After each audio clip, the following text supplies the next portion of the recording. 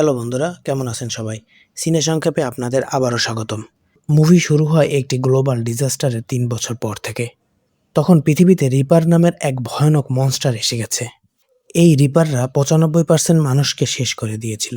যারা বেঁচে ছিল তারা ৮,০০০ ফুট উচ্চতায় বসবাস করত। কারণ রিপাররা এত উঁচু জায়গায় যেতে পারত না।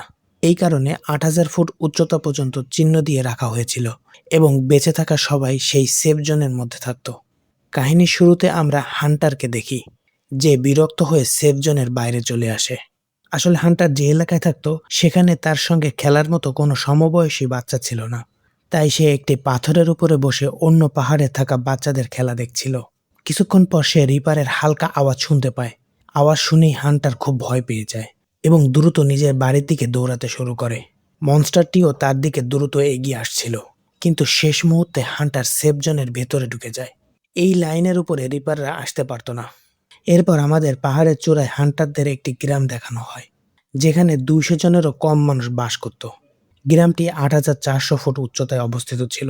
হান্টার তার বাবা উইলকে বলে সে আজ সেফ জোনের বাইরে চলে গিয়েছিল, কিন্তু সেখানে রিপার চলে এসেছিল এবং অল্পের জন্য সে বেঁচে গেছে।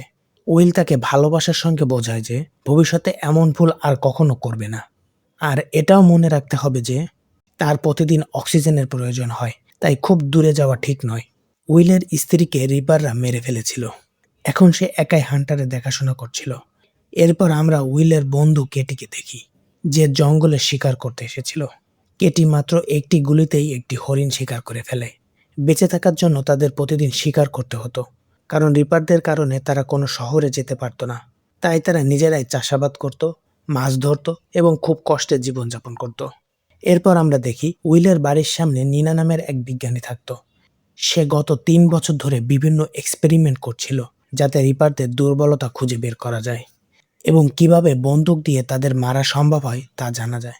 কিন্তু ৩ বছর কেটে গেলেও সে কিছুই বুঝতে পারেনি। তবুও তার আশা ছিল সে একদিন এই রিপারদের চিরতরে শেষ করে দিতে পারবে। এক রাতে হান্টারের শারীরিক অবস্থা খুব খারাপ হয়ে যায়, কারণ তার ফুসফুসে সমস্যা ছিল এবং শ্বাস নিতে কষ্ট হচ্ছিল। উইল দ্রুত তার অক্সিজেনের টিউব পরিবর্তন করে দেয়, কিন্তু সেটিই ছিল তার কাছে থাকা শেষ অক্সিজেন টিউব। এখন নতুন অক্সিজেন টিউব আনতে হলে তাদের বোল্ডার সিটিতে যেতে হবে। তাই উইল মানচিত্র দেখে একটি নিরাপদ রাস্তা খুঁজতে শুরু করে, যাতে কোনোভাবে রিপারদের এড়িয়ে বোল্ডার সিটিতে পৌঁছানো যায়। পরের দিনই ছিল হান্টারের জন্মদিন। উইল তাকে একটি ছোট্ট উপহার দেয়, যা পেয়ে হান্টার খুব খুশি হয়েছিল। তখন আমরা দেখি তাদের কাছে একটি রেডিও ছিল। তখন হান্টার উইলকে বলে, আমরা রেডিও দিয়ে কারোর সঙ্গে যোগাযোগ করে সাহায্য চাচ্ছি না কেন?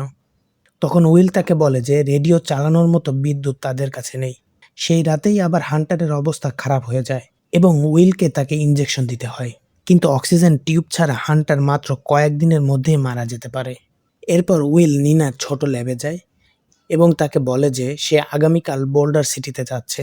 এই মিশনের জন্য তার সাহায্য দরকার। উইল আরও বলে যে সে একটি পথ খুঁজে পেয়েছে এবং খনির রাস্তা ব্যবহার করলে রিপারদের এড়িয়ে যাওয়া সম্ভব হতে পারে। প্রথমে নিনা স্পষ্টভাবে না করে দেয়, কারণ সে জানতো রিপাররা খনির ভেতরেও আসতে পারে। কিন্তু হান্টারের অক্সিজেনের টিউবের কথা ভেবে সে শেষ পর্যন্ত রাজি হয়। সেই রাতেই নিনা একটি ট্রাকার তৈরি করে, যার মাধ্যমে রিপারদের অবস্থান জানা সম্ভব ছিল। পরের দিন সকালে উইল একটি ভালো বন্দুক এবং অনেকগুলা গুলি নিয়ে রেডি হয়ে যায়। ঠিক তখনই কেটিও সেখানে হাজির হয়ে যায় এবং সেও তাদের সঙ্গে যাওয়ার জন্য প্রস্তুত হয়ে যায়। কেটিও একটি বন্দুক নিয়ে নেয়। উইল তাকে বোঝায় যে এই যাত্রায় তার জীবনও যেতে পারে, কারণ বোল্ডার সিটির রাস্তা অত্যন্ত বিপজ্জনক। কিন্তু কেটি বলে, আমরা আর কতদিন এই পাহাড়ে লুকিয়ে থাকব? একদিন না একদিন তো আমাদের রিপারদের বিরুদ্ধে লড়তেই হবে। এই কথা বলেই সে সামনে এগিয়ে যেতে শুরু করে। ভ্রমণের সময় তারা অনেক রিপারদের দেখা পায়। অদ্ভুতভাবে রিপাররা ঘোড়া বা অন্য প্রাণীদের আক্রমণ করছিল না, শুধু মানুষদেরই মারছিল।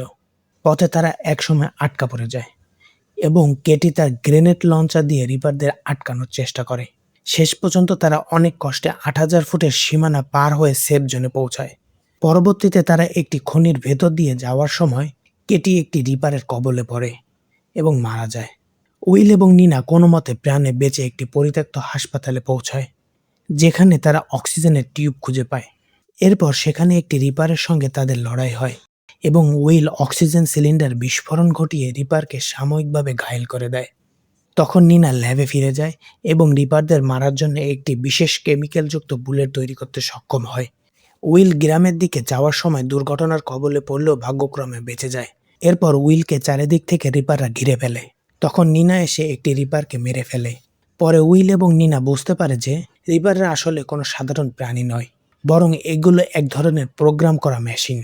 প্রোগ্রামিংয়ের কারণেই তারা শুধু মানুষ মারত এবং ৮,০০০ ফুটের উপরে উঠতে পারত না। তারপর তারা তাদের গ্রামে ফিরে যায় এবং রিপারগুলোর বিরুদ্ধে যুদ্ধ ঘোষণা করে।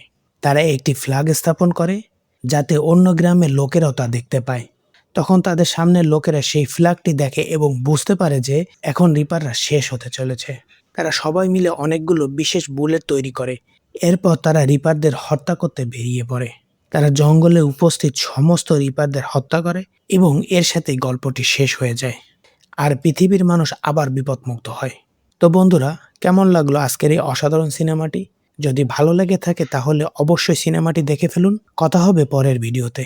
আর ভিডিওটি ভালো লাগলে অবশ্যই লাইক, কমেন্ট, শেয়ার এবং সাবস্ক্রাইব করতে ভুলবেন না।